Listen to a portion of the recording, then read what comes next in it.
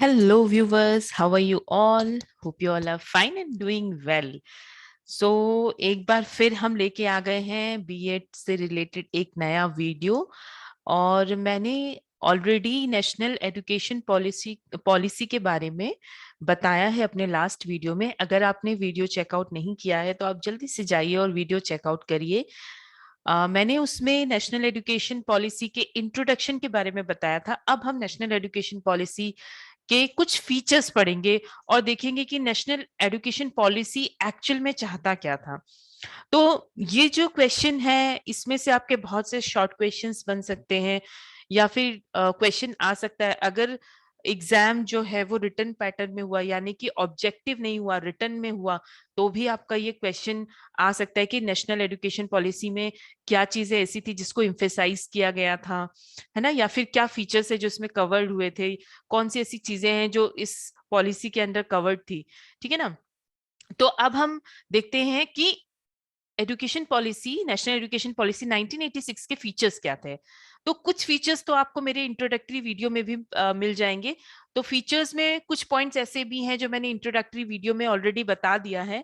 तो अब देखते हैं कि इसको डिटेल्स में क्या है। तो एजुकेशन पॉलिसी डिसेंट्रलाइज, ये पॉइंट मैंने अपने पहले वीडियो में भी मेंशन किया था कि जो एजुकेशन पॉलिसी है उसको डिसेंट्रलाइज करना चाहते थे।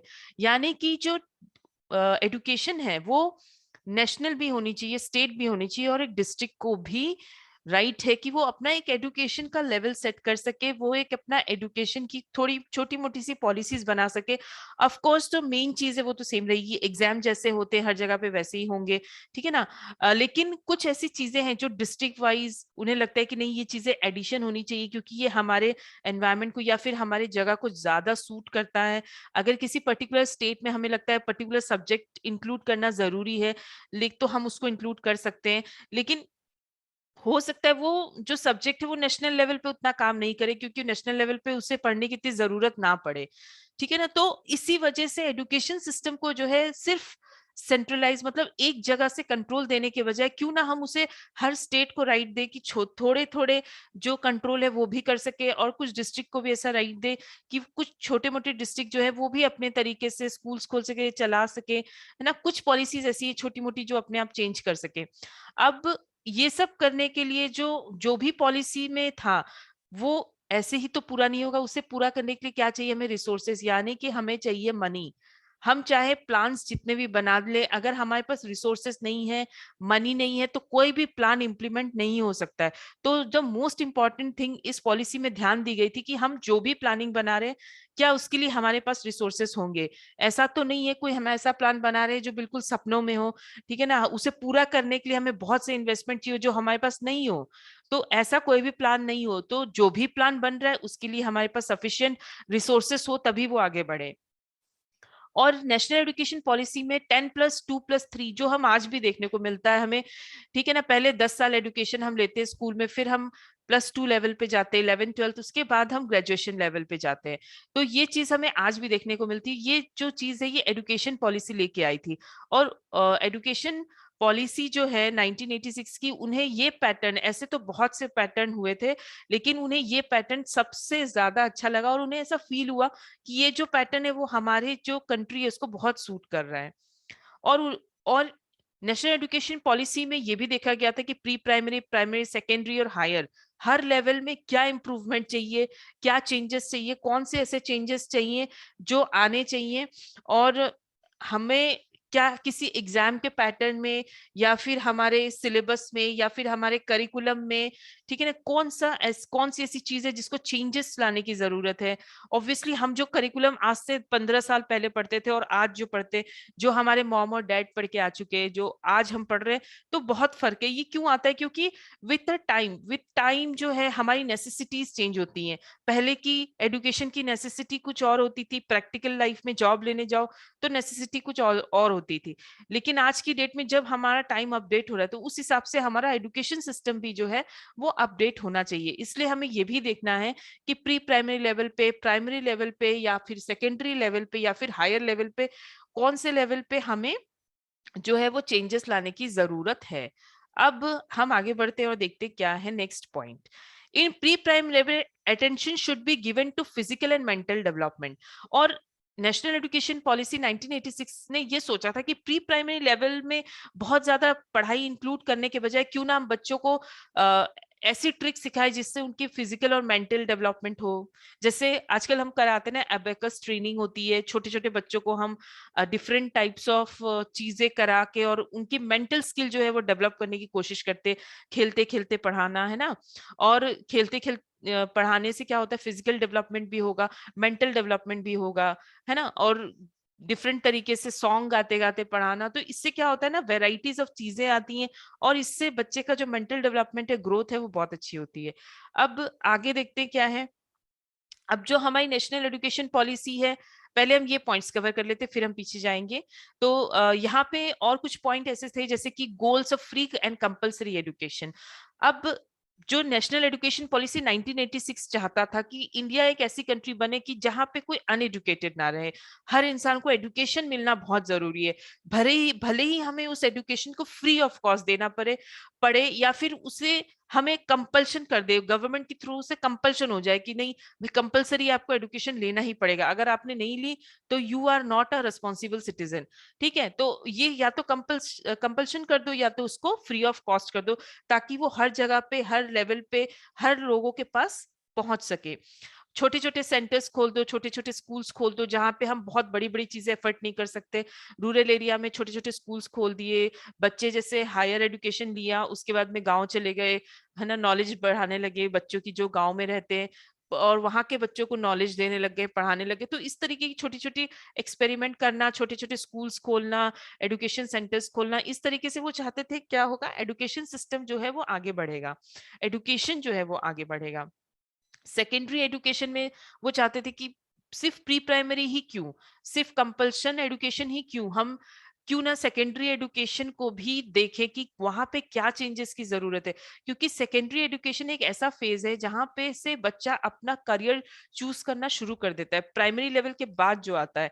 तो उन्होंने कहा कि सेकेंडरी एजुकेशन में भी हमें देखना चाहिए, सेकेंडरी लेवल पे जो है एजुकेशन, वहां भी हम देखिए कि कहाँ चेंजेस की जरूरत है, कौन सी ऐसी चीजें जो हम इंक्लूड करें। हायर एजुकेशन में भी उन्होंने कहा कि हायर एजुकेशन में भी चेंजेस आने चाहिए। ठीक है, ऐसा नहीं है कि सिर्फ प्राइमरी लेवल को देखते देखते हम बाकी सारे लेवल्स को भूल जाए, तो इक्वल इंपॉर्टेंस हमें हायर लेवल को भी देना है। अब हमें ये देखना है कि कहाँ पे करिकुलम को अपडेट करने की जरूरत है, अपडेटिंग करिकुलम। उसके बाद ये देखना कि भाई आज के एजुकेशन सिस्टम में प्रैक्टिकल चीजों को ज्यादा इंपॉर्टेंस दी जाए, इंस्पाइट ऑफ थ्योरी। थ्योरी जो है पढ़ लिया, याद कर लिया, वो एजुकेशन नहीं होती। हम तो किसी चीज को बिना समझ के भी याद कर सकते हैं, लेकिन फिर वो बंदा एडुकेटेड नहीं कहलाएगा। अगर हमने किसी चीज को पढ़ा, वो हमें समझ ही नहीं आया, तो फिर हम एडुकेटेड कैसे हुए, हमें जब उस चीज की नॉलेज ही नहीं आई। तो वो चीज कैसे आएगी, जब हम उस चीजों को प्रैक्टिकल करेंगे। जैसे आज की डेट में हम देख सकते हैं कि बहुत से सब्जेक्ट ऐसे हैं जो प्रैक्टिकली जाके फील्ड में सिखाते हैं। जैसे मान लीजिए हम एनवायरनमेंट से रिलेटेड स्टडी कर रहे हैं, तो आज के टीचर्स क्या करते हैं, लेके जाएंगे मैदान में जहाँ पे उन्हें ग्रीनरी दिखी, वहां पे हर पेड़ पौधों के बारे में बताना, फिर एनवायरनमेंट के बारे में बताना, कैसे चेंजेस होते हैं। उसी तरीके से साइंस के भी एक्सपेरिमेंट्स होते हैं, बिल्कुल साइंस लैब में जाके हम केमिकल्स मिला के देखते हैं। तो प्रैक्टिकली करके देखना और थ्योरी याद करना, दोनों में बहुत डिफरेंस है। थ्योरी याद करके बच्चा भूल सकता है, लेकिन अगर जो प्रैक्टिकल नॉलेज है, वो प्रैक्टिकल नॉलेज के थ्रू वो बहुत आगे और भी न्यू इन्वेंशंस कर सकता है। तो इवेल्युएशन प्रोसेस, यानी कि जो हमारे यहाँ का जो एग्जामिनेशन सिस्टम है, उसमें क्या इम्प्रूवमेंट ला सकते हैं हम। जो एग्जामिनेशन होती है या फिर जो कॉपी चेकिंग होती है एग्जामिनेशन के बाद, वहां पे क्या चेंजेस है, कैसे हो रही है, इवेल्युएशन सिस्टम को देखना और समझना कि वहां पे कौन सी ऐसी चीज है जहां पे हम चेंजेस ला सकते हैं। जैसे आज की डेट में हम देखते हैं ग्रेड सिस्टम आ चुका है। इंस्पाइट ऑफ गिविंग मार्क्स, पहले मार्क्स मिलते थे, अब क्या मिलते हैं, ग्रेड्स। फिर टीचर्स को अपडेट होना, वो मैंने पहले भी बोला था कि अगर टीचर ही अपडेटेड नहीं होंगे तो एजुकेशन सिस्टम कभी आगे नहीं बढ़ेगा। तो टीचर्स को ट्रेन करते रहना एज पर न्यू पॉलिसीज, जो नई नई एजुकेशन में तो हम चेंजेस कर रहे हैं, लेकिन टीचर्स वही पुराने, जिनको ट्रेनिंग नहीं मिली, जिनको पता ही नहीं है कि जो चीजें नहीं आ रही उसे कैसे देना है बच्चों को, तो फिर वो चीजें कभी भी हमारे एजुकेशन सिस्टम में आ नहीं पाएगी। तो इसीलिए टाइम टू टाइम टीचर्स को ट्रेन करना। एडल्ट एजुकेशन, या इसका मतलब ये है कि बहुत से टाइम पे ऐसे होता है कि बच्चा चाइल्ड में तो जब छोटा होता है तो उसने एजुकेशन ले ली, लेकिन may be because of family reason और एनी अदर रीजन बच्चे की पढ़ाई छूट गई और फिर वो जॉब लेवल पे आ गया। लेकिन बाद में मान लीजिए उसकी कंडीशन अच्छी हुई या फिर वो उस लेवल पे आ गया कि अब वो एजुकेशन ले सके, तो हमें एडल्ट एजुकेशन का भी इंतजाम करना चाहिए, ताकि जो जब चाहे वो तब अपनी एजुकेशन को स्टार्ट कर सके। या फिर कभी कभी ऐसा भी होता है, कुछ जॉब्स भी ऑफर्स देते हैं कि भाई आप अपनी स्टडीज कंप्लीट करिए, हम आपको लोन देंगे इस चीज के लिए। ठीक है, तो ये चीजें होनी चाहिए। और यहाँ पे मिनिमम लेवल एक सेट हो जाए कि भाई इतनी एजुकेशन तो सबको लेनी है, मिनिमम लेवल ऑफ एजुकेशन को फिक्स कर दिया जाए एज पर एजुकेशन पॉलिसी। भले ही आप इंटरेस्टेड ना हो, बहुत से बच्चे ऐसे होते हैं जिनको पढ़ने में इंटरेस्ट नहीं आता, उनको उनकी रुचि कहीं और होती है, लेकिन फिर भी उनको ये फील हो अंदर से कि भाई मिनिमम लेवल तो हम ले लें कम से कम। ठीक है, जैसे बहुत से क्रिकेटर्स ऐसे होते हैं, बहुत से एक्टर्स ऐसे होते हैं जो एजुकेशन पूरा नहीं लेते, लेकिन फिर भी वो बोलते हैं इंग्लिश, है ना। इसका मतलब क्या होता है कि उन्होंने बेसिक चीजें पढ़ी हुई है, बेसिक एजुकेशन अपनी ली हुई है, ताकि वो आगे चल के अपनी लाइफ में उस चीज को लागू कर सके।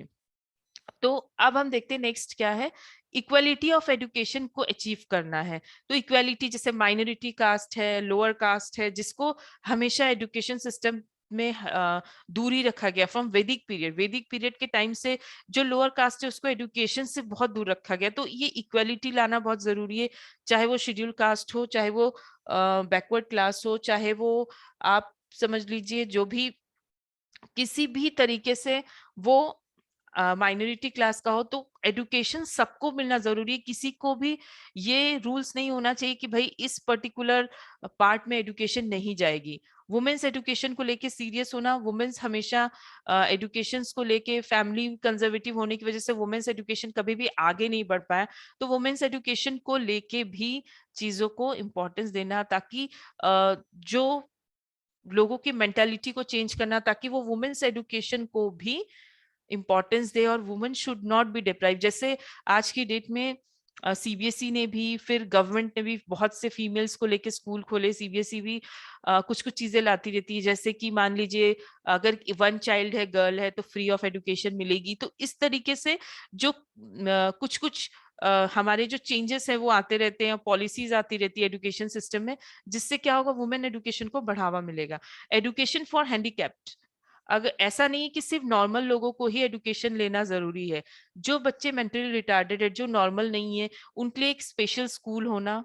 ठीक है ना, स्पेशल स्कूल में फिर वैसे वैसे टीचर्स लाना जो ट्रेंड हो ऐसे बच्चों को हैंडल करने में। तो जो नॉर्मल स्कूल्स के अलावा जो मेंटली जो चैलेंज्ड है और या फिर हैंडीकैप्ड है, उनको भी अच्छे से एजुकेशन देना, ताकि वो एटलीस्ट अपने पैरों पे खड़े हो सके। अगर वो एजुकेशन नहीं ले सके तो प्रैक्टिकली उनको कुछ सिखाना, जैसे वो बैठ के कुछ बनाना सीख रहे हैं, हाथ से काम कर रहे हैं, ठीक है ना, तो इन सब चीजों में ट्रेन करना, ताकि इन फ्यूचर अगर वो जॉब अवेल करना चाहे, उन्हें जरूरत पड़े मनी की, तो वो किसी पे डिपेंड नहीं रहे। ठीक है, तो ये सब कुछ चेंजेस है जो एजुकेशन पॉलिसी 1986 में लाने की कोशिश की गई थी, और ये जो पॉइंट्स है उसको मेनली उसमें कवर किया गया था। सो ये आपके स्मॉल जो ऑब्जेक्टिव क्वेश्चन है उसमें भी हो सकता है, और ये डिस्क्रिप्टिव क्वेश्चन भी हो सकता है। आशा करते हैं आपको मेरी ये वीडियो पसंद आई होगी। अगर पसंद आई है तो वीडियो को लाइक कर दीजिएगा, चैनल को सब्सक्राइब कर दीजिएगा, और हमेशा वापस आइए दोबारा देखने के लिए कि अब मैं नेक्स्ट वीडियो कौन सी आई है। और definitely right in the comment box on the topic which you want. आपको जो टॉपिक चाहिए उस टॉपिक पे भी वीडियो बनाएंगे हम। So thank you and have a great day.